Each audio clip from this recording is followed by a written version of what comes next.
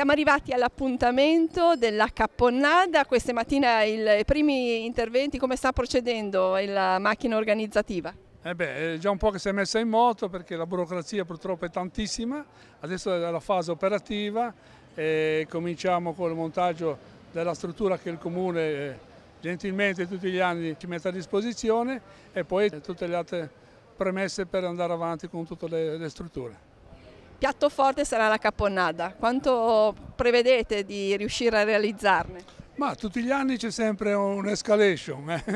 Ormai abbiamo passato in migliaia di porzioni e quindi speriamo di mantenere le posizioni degli anni passati.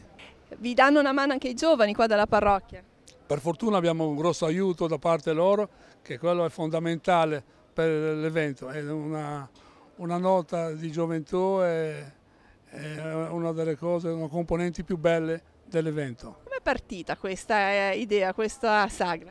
Ma dovessi dire di preciso non lo so, ma è stata un'iniziativa di questo gruppo di amici che ha pensato di fare qualcosa per il quartiere e per solidarietà.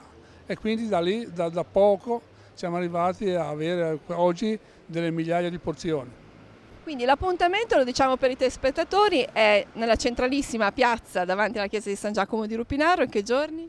Da venerdì, sabato e domenica sera. Anche chi si trovasse a passare qua per caso si può fermare?